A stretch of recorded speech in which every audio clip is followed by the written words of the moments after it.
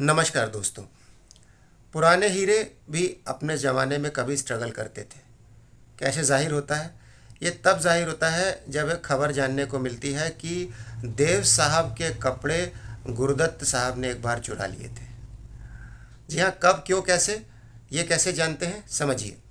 हुआ क्या कि 1940 का दौर था और प्रभात स्टूडियो नागपुर से मायानगरी मुंबई की तरफ ट्रांसफ़र हो रहा था।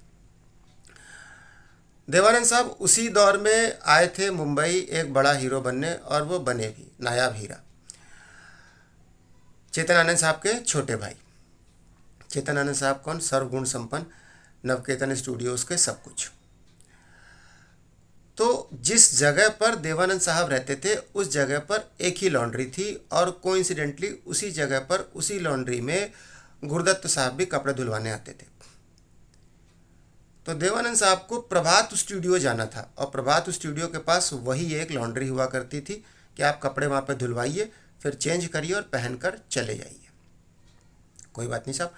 देवानंद साहब पहुँचे अपने कपड़े लेने के लिए उस लॉन्ड्री में।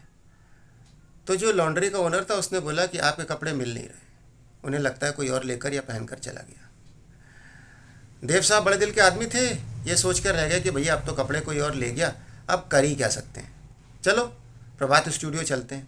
प्रभात स्टूडियो पहुँचे तो आदत के मुताबिक वहाँ पर बहुत सी मूवीज़ की शूटिंग या म्यूजिशियन, डायरेक्टर, कोरियोग्राफर अपना काम कर रहे थे।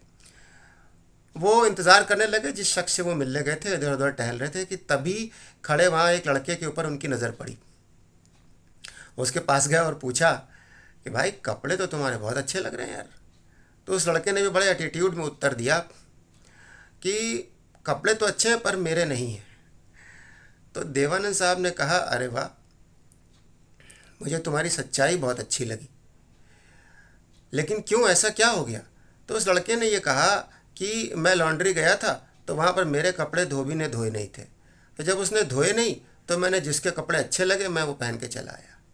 देवानंद साहब ने कहा कि जो कपड़े तुमने पहन रखे हैं वो मेरे ही हैं। जिससे बात कर रहे थे वह शख्स थे गुरुदत्त साहब। गुरुदत्त साहब थोड़ा झेप गए। जी हाँ, वो भी एक नायाब हीरा। लेकिन देवानंद साहब ने उनको संभालते हुए अगला सेंटेंस बोला कि तुमने बड़ी सच्चाई से अपनी बात को पेश किया। पहले तो मुझे बहुत गुस्सा आ रहा था कि ये मेरे ही कपड़े हैं, लेकिन तुमने जिस सच्चाई से कहा मुझे लगा कि वाकई में अभी भी सच्चाई ज़िंदा है।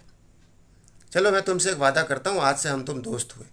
और क्या बनना चाहते हो, क्यों आए हो यहाँ पर? लड़के ने उत्तर दिया, फ़िलहाल तो मैं कोरियोग्राफर हूँ पर मैं डायरेक्टर बनने आया हूँ।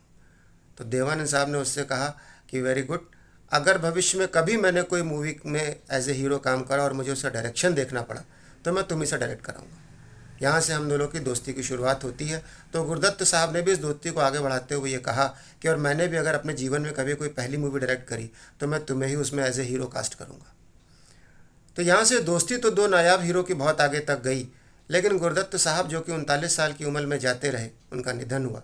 वो शायद अपना वादा पूरा नहीं कर सके। उन्होंने सीआईडी मूवी तो ज़रूर बनाई, लेकिन उन्हें असिस्टेंट डायरेक्टर राज खोसा से डायरेक्ट करा ली थी, जिसमें देवानंद साहब थे, और वो उनकी हिट मूवी थी। लेकिन देवानंद साहब ने जब नवकेतन बैनर्स की तरह अपनी पहली मूवी बनाई बाजी, तो उन्होंने ज़रूर उस मूवी को गुरुदत्त साहब से डायरेक्ट करा, और वो भी बहुत ही सुपरहिट मूवी थी। तो ये थे दो नायाब हीरे। लेकिन सोचने वाली बात नहीं है कि आप ही के कपड़े लॉन्ड्री से गायब होते हो। इन ये जो हीरो जो आज के समय के आपके आइडल हैं और जिनको आप बहुत मानते हैं, जिनकी की आइडियोलॉजी को आप फॉलो करते हैं, उनके कपड़े भी कभी न कभी किसी लॉन्ड्री से गायब हुए हैं या उनको तय समय पर कपड़े नहीं मिले। तो आप क्या कहना चाहते हैं इस किस्से के बारे में? आपको कैसा लगा देवानंद साहब का और गुरुदत्त साहब का ये किस्सा सुनकर? प्लीज़ कमेंट्स करके बताइए, सब्सक्राइब कीजिए। Thank you very much for the motivation.